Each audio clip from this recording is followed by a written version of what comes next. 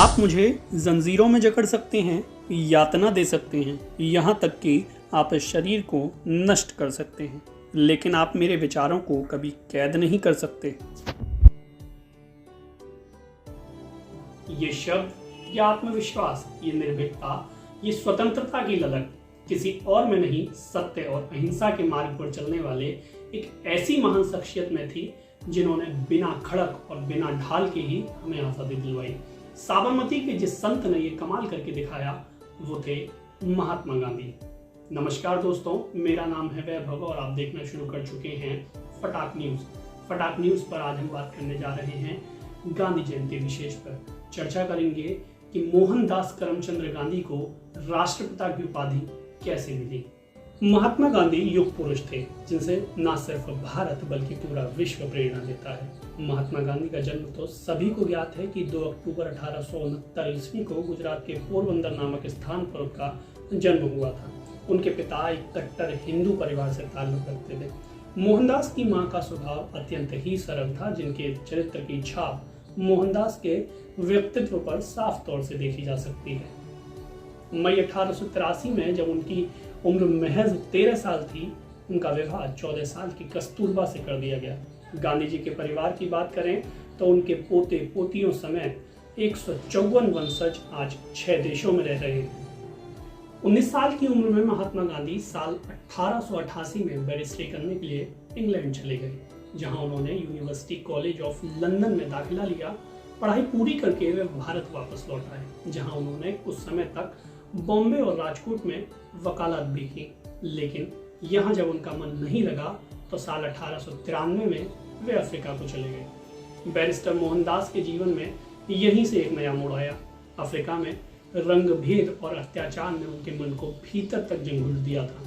उन्होंने अफ्रीका में इसके खिलाफ आवाज बुलंद की। इसका असर वहाँ के लोगों पर खास तौर पर देखने को मिला।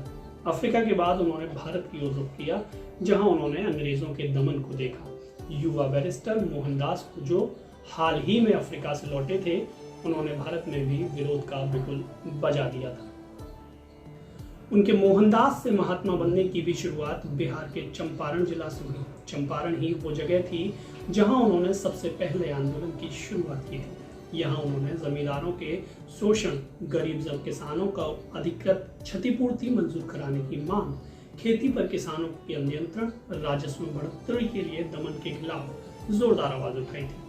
इसका प्रभाव ऐसा रहा कि हजारों की संख्या में लोग उनके पीछे हो लिए। यहीं से लोगों ने उन्हें प्यार से बापू कहना शुरू कर दिया, और फिर क्या था, पूरा देश उन्हें इन्हीं नाम से पुकारा।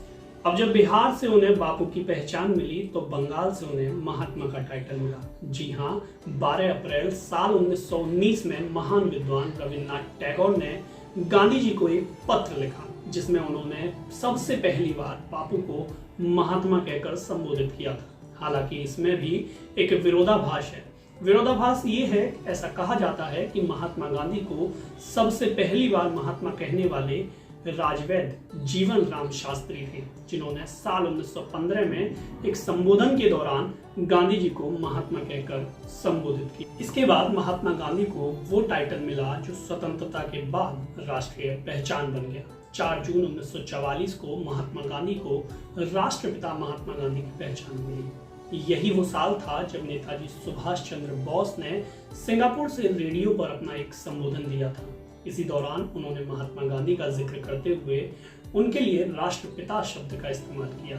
साल 1948 में जब महात्मा गांधी का निधन हुआ तो रेडियो पर दुखद संदेश सुनाते हुए तत्कालीन प्रधानमंत्री जवाहरलाल नेहरू ने भी कहा था कि राष्ट्रपिता अब नहीं रहे। यहीं से उन्हें राष्ट्रपिता होने का टाइटल भी मिला। तो ये वो किस्सा जिसने मोहनदास करमचंद गांधी को महात्मा, उसके बाद राष्ट्रपिता की उपाधि से नवाजा। इस खबर में फिलहाल इतना ही। बाकी अपडेट्स के लिए जुड़े रहिए फटाक न्यूज के साथ। तब तक के लिए नमस्कार।